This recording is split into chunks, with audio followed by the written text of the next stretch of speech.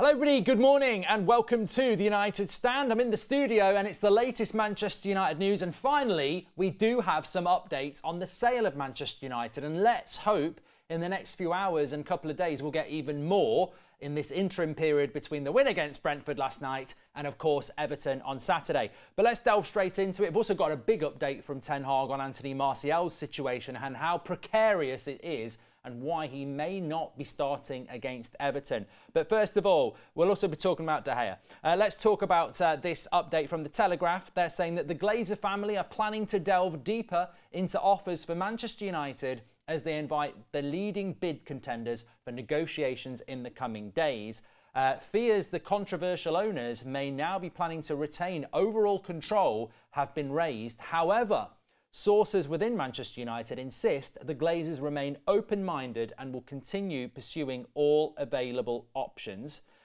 United have also dismissed another offer from Finnish entrepreneur Thomas Ziliakis. This is from The Telegraph. And all bidders are expecting to hear from the brokers Rain Group imminently. The Glazers are ready to negotiate as Manchester United asking price rockets to $6 billion. So that's an update from The Telegraph.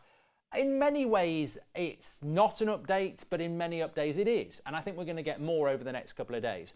So let's pick the bones out of that. I think that obviously there has been a bit of a delay. We're hitting 2 weeks now, 2 weeks actually on this weekend since the second bids went in. I think this is too long of a period when you're thinking about the summer transfer window.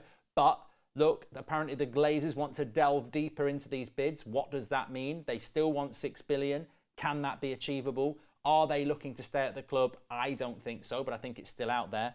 And obviously the bidders are expecting to hear soon on an update. The big fear is, and we don't have that update there, but we've discussed it ourselves. The big fear is that we want the next stage to be the Glazers working with a final bidder on a final bid over the next few weeks. And then by May, we know who's buying Manchester United. The fear in the industry is, and the fear in you and me is, that what we're actually going to get is, let's have a chat about your bids again. And let's, which is effectively another delay and another third round of bids. Because whilst you've got Sir Jim, Elliott Group, Al Thani all bidding, we're no closer to a sale than we were back in January, because you've still got lots of interest from lots of different people. We need to get to final bid stage. We need to get to, we want you to buy the club and we're going to work with you on a bid. And that's where we should be now as Manchester United. But we're not there yet. And we may well not be there for quite a considerable time. Now, I don't have that information, but if we have another round of bids, that means Sir Jim, Al Thani and everyone else has got to go back to the negotiation room and think about, what do we bid this time? What might they bid? Oh, what makes us competitive? That could take another 2 weeks. Then the bid goes in. Then it could be another 2 weeks. So you're talking about a month to get back where we are now. Well, who's to stop the Glazers saying, let's have another bid? But we are losing time here. Of course, we'll all lose time if it means the Glazers go. Nobody wants them to stay. But I'm hoping that we get more of a significant update, because I really don't see the point in having Sir Jim and Al Thani bidding against each other if that aim is to get to $6 billion, because they're basically bidding around the same. Every bid has been around the same. $4.5 billion reported, second bids around $5 billion. I actually think it makes a lot more sense for the Glazers to make their case that they want to sell, pick the bidder that has the potential to go close to what they want, and then sit down with them and say, look, you're the person we're going to work ahead with, but we're not selling for any less than this. And we'll work with you over the next couple of weeks to see if you can get close to that. And if you can't, you know, that's the end of that. But they seem to be trying to generate a bidding war, which in fairness to Sir Jim and everyone else, no one's been stupid in their bids. So I think it's time, and it would be beneficial for everybody. But look, I think we've learnt in the last couple of weeks without Casemiro just how on the field impacts off the field. And I'm not saying that the players haven't been as good because of the sale process. But I think because we'd won the Carabao Cup and because we were making some progress, I think some people were thinking, oh, Man United are in a position where, you know, we're going to be successful even if the Glazers stay. We're not. That club still needs $500 million spending on the first team. It needs $1-2 billion spending on the stadium. It needs $1 billion clearing the debt. The Glazers haven't got that money. They're never going to have that money. We're never going to compete for titles under this current regime. no matter how good you think Erik ten Hag is. And I think he's really good. So that's the update at the moment. We're expecting a big update on what the next stage will be, as are all the bidders. Hopefully that's going to happen today, maybe tomorrow, maybe next week. I don't know when it's going to happen, but the update is everyone is expecting it to happen, and the Glazers are, let's be honest, they're thinking, how do we get more money out of selling Manchester United? And I think they're going to make one of two choices. They're going to try and continue with everyone bidding against each other, or they're going to move ahead with one final bid. And I personally think we'll move ahead with the person that's got the most money to try and get a deal. And I think, you know, £5.5 billion probably does the deal, but, you know, let's wait and see. Because if they can get £6 billion, they'll wait forever to get it, and we don't want that. On the match last night, fantastic result, of course. Everton's going to follow very, very quickly. In fact, we're doing a preview for you this afternoon. Very happy with the result. Don't feel any different than the day after. First half, I thought we played well without really creating the chances we should have done. Second half, I think we made it a little bit hard on ourselves. Interesting to see Thomas Frank after the game, you know, highlighting what a world-class goalkeeper David De Gea is, and that's the opposition saying that. Unfortunately, there are still people in our fan base that I don't get it. I'm not going to get into the De Gea debate because you know what I think about De Gea, and I actually think yesterday he played very well.